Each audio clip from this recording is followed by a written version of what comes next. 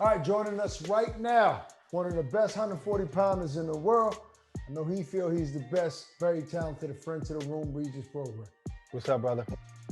I'm chilling, bro. What's up with him? How y'all doing? Listen, man, we've been good, man. Thanks for joining us. You've been getting a lot of stuff off your chest lately on social media, about vacant titles and all that. Before we get into that stuff, I just want your take and your opinion on Ryan Garcia's performance this past weekend at 140.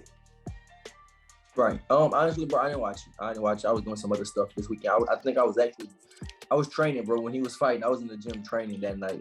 I didn't really watch it. I heard he looked sharp. I heard he looked strong. And I didn't even know he was fighting at 140. So when people told me that he was fighting at 140, I was kind of surprised about it myself. So like I said, I didn't really watch the fight. The last fight I watched was I watched Arnold Barboza. I watched his fight. I think I was in Florida when I watched that fight.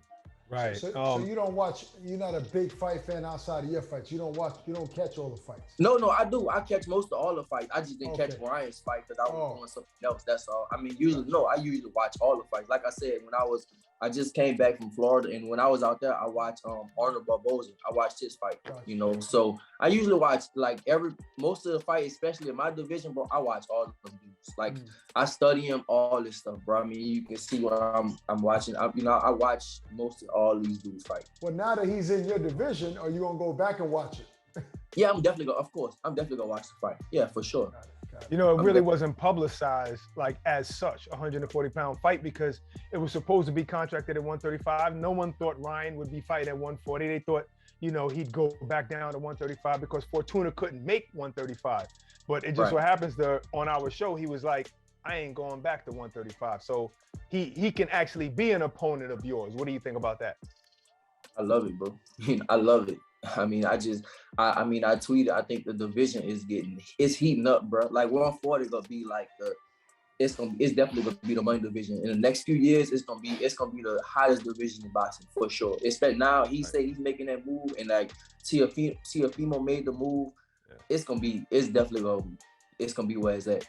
Yeah. So just elaborate on how you feel about Josh Taylor vacating 2 of the titles and the fact that you should be first in line to fight for one of the vacant titles. Go deeper into what's going on with that, if you don't mind. It's just frustrating, bro. Like, first off, the WBA. Now, with the WBA, I know, they was telling me, of course, everybody say everything in boxing, that it is what it is. But with the WBA, they had 6 people all in line, 6 people that's in line for the belt that's next, right? So you had to state why you wanted to do it again. And I mean, for me, my resume should speak, bro. Especially out of all those dudes, it was a lot of dudes on that. I mean, who was any of those dudes, And it's like I was literally, out of all those dudes, I was the only one that was actually a WBA world champion. Like, none of them was a champion before. I was the champion, and I'm adamant about being a champion again. So it's like, why would you pick me, right? So they went ahead and they did the other thing. So it's like, all right, bet. And so now with the WBC, my last fight was mandatory. It was in a mandatory spot. I understood that I was supposed to fight for the belt next because I was mandatory. And then, they did Jose Zepeda and Jose Ramirez. And so it's like, damn, it's just like, for me, I just feel like I'm just getting stepped over. So you should have been, they're fighting for the vacant WBC title, Ramirez and Zepeda, when you were supposed to be fighting for that title next anyway, so you should be one of those guys. Exactly. Yeah, I was supposed to be the WBA and the WBC, but it's like I see what went on with the WBA, and it is what it is. But with the WBC, it's like I was mandatory, bro. Like, that was kind of like the big frustration for me because I was my last fight in Dubai, Mauricio was there, and I mean, I was supposed to be mandatory for the fight, and then Ramirez, his last fight, he fought for mandatory also. So we both fought for a mandatory. And Zepeda was in there. So for me, I have no argument with Zepeda. Zepeda definitely earned the right to fight for the belt. I have no argument with that. But, with me and Ramirez, it's just like, how does he, step in front of me? That's kind of, and it's like, he, since the loss to Josh Taylor, he lost to Josh Taylor, I lost to Josh Taylor. And since the loss to Josh Taylor, I fought 3 opponents and I knocked out all 3 of them, and he fought one time and, It's just like I fought 3 times and he fought once, and then he gets in that spot, right back in that spot before me. And it's like, I just feel like I'm kind of getting stepped over. So have you mentioned this to the WBC? And if so, what have they said? I haven't mentioned. I mean, maybe my manager is talking about it. I mean, for me, bro, it is what it is. That's how it goes in boxing, you know. And I'm not gonna complain about it. I'm just going. I learned just the, you know, I talk. You know, I do talk a little bit. Sometimes I do say like my frustration and stuff like that. But at the end of the day, I'm gonna put my head down and I'm gonna work. And all this gonna do is it's gonna make me more dangerous, bro. Like I go in the gym. Like when that happens, I just go in the gym and I work. I got gym at the crib, so when all that stuff happens, bro, I just go in the gym and I work, and they're gonna have to see me eventually. Like whoever's Zepeda, Ramirez, whoever's gonna beat up, they're gonna have to see me eventually. So I put my head down. It's like, all right, that's a bet, and I'm gonna go work. And my frustration gonna come out when I fight them dudes. Right, so you're using it as motivation. Well, for the record, motivation. we talk to Mauricio Suleiman often. Next time he's on the show, I'm gonna ask him for you. So right. and get to the bottom of it. Look, I know you didn't watch Ryan's fight, but you know, you and Tank have history. You know, a couple of times you said that you would fight him. How does that matchup play out? And it's hard to say because I do believe that Ryan has progressed a lot from the last fight to this one. So it's hard to say, but just overall, do you think that matchup is good, or do you like most people favoring Tank? I'm favoring Tank for sure. I'm definitely favoring Tank. I think it's a huge fight though. I mean, Brian is what a superstar on social media and stuff like that. And Tank is like a superstar, like a real superstar. So that fight, they should definitely make that fight. Of course, I won't fight both of them, but as far as business wise, bro, it's just like you definitely have to make that fight because it's huge. It's a huge fight. Like everybody will want to see that. So but for me, I favor Tank. Yeah, definitely one of the biggest fights in boxing. Now, earlier you mentioned Teofimo Lopez, and now you know Ryan Garcia is going to be in your division as well. Who do you think is the more dangerous fight for yourself? For myself, I would think Teofimo would be a more dangerous. I don't know. I mean, Ryan is okay. I feel like, you know, he's okay. You know, he's a good fighter, but I feel like Teofimo, for me, when all those dudes at 35, I felt like Teofimo was the one that had the goods, you know. And of course, he lost to Cambosa and stuff. You know, that's just how boxing is. Boxing, it goes up and down. And actually, Devin Haney is the one that has all the belts now. But for me, for a long time, I always believed that Teofimo was the one that had, you know, he had all the goods. But you know, sometimes things happen. He lost Cambosa, and you know, it is what it is. Regis, I know you've been campaigning at 140, and you're frustrated. If an opportunity presented itself, like a huge fight with one of those big names at 135, could you make that weight? No, I can't. I'd say not even fight Devin Haney for all of the straps. Nah, at 35, I can't do it. I really can't, bro. It's no way I can do it. You know, like, I mean, you know, I do have a nutritionist now, so I do make 140 very comfortable. Like my last fight, bro, it was like 138 something, with 38.9 or something like that. But 35, you'll be pushing it at 135. It'll be pushing it, bro. I can't do it. The way my body built, I got like thick legs and stuff. Like it'll just be pushing it. And I mean, it doesn't matter. You don't want to put your health in risk for for a fight and all that stuff. So now I'm gonna stay at 140. You know what I want your opinion on? Jake Paul versus Hasim Rahman Jr. Now, he didn't have to pick this guy who's 12-1, great amateur pedigree. What do you think about this fight that Jake chose for himself? I think that's a dangerous fight, bro. I know Hasim. You know, I think that's a dangerous fight, bro. I mean, Jake Paul got some nuts, bro. I hate a lot to fight Hasim Rahman Jr. I mean, that's it. All it takes is one punch, bro, from Hasim Rahman. He big, he's strong. Yeah, Jake Paul got some nuts for that one. I ain't gonna lie.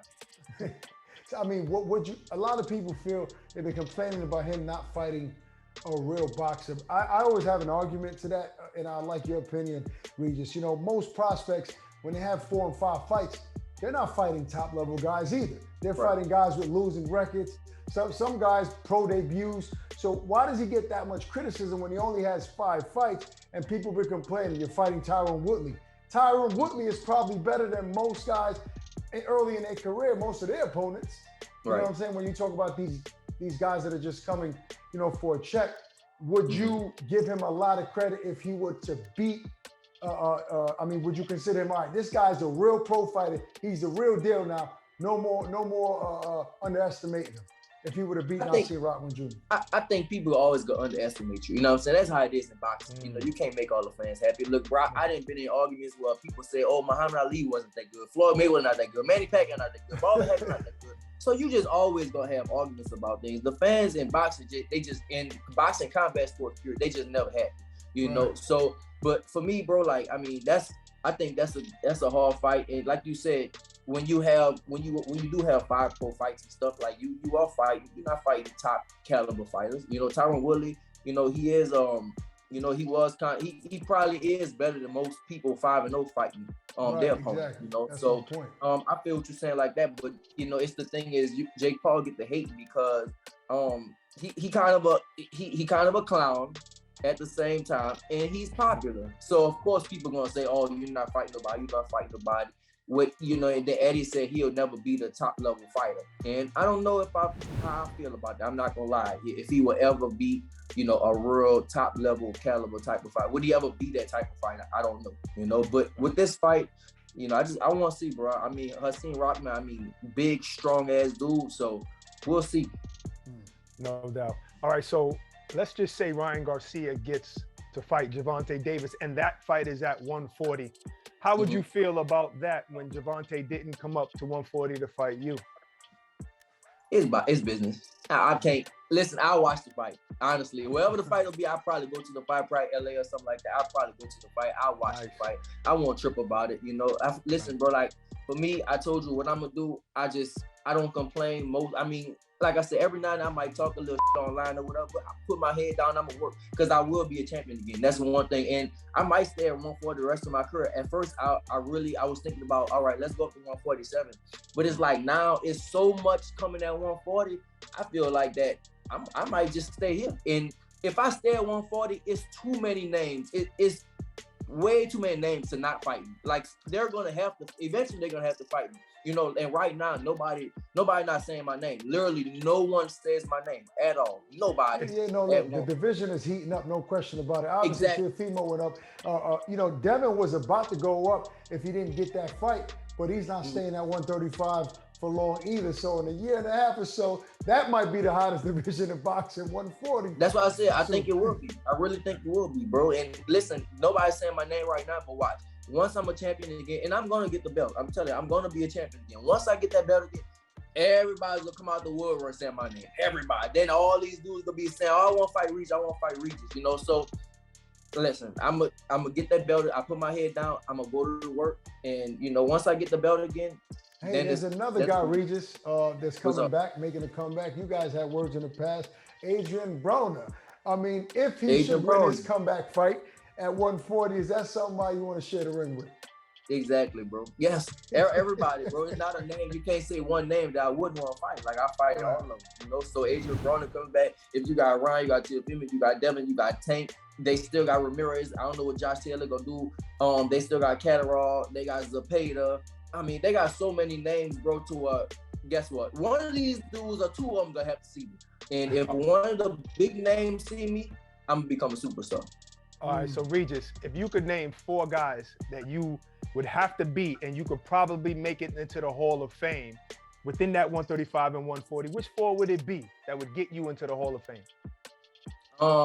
From first, Josh Taylor. If I have to fight him, I won't fight him again for sure. It'll be Josh Taylor. I always want to fight Ramirez, and Ramirez ran for me for 10 years. I can't never fight Ramirez, but I always want to fight Ramirez. Maybe not Hall of Fame, but that's something personal. I was about to say, do you think that's going to help you get to the Hall of Fame, though? Maybe not. All right. But, all right. Let me see. Hall of Fame wise? Yes. Are you talking about Hall of Fame? Yeah. Accolades or Hall of Fame? You know, because maybe well, he's saying if you beat these 4 guys. If you beat these 4 guys, you're pretty sure you're going to go to the Hall of Fame. Okay. Accolades wise, Devin Haney, he got all the belts. Teofimo, I know I say more than 4 already, you know, but Gervonta Davis, I definitely feel like Gervonta Davis. Yes. Okay. Yes. Right. So I think those 4 wins will get you in there. I think I get you in there. Right. All right, listen, Regis, I hope you get a fight at 140 with one of the top guys, your top guys. So we need to see those type of fights soon. So as always, thanks for taking the time, man. It's a good thing you're using that as motivation, man, instead of getting you out of your game plan. Yeah, you know what I mean? Exactly. All right, Absolutely. Take care, Ken. All right, bro.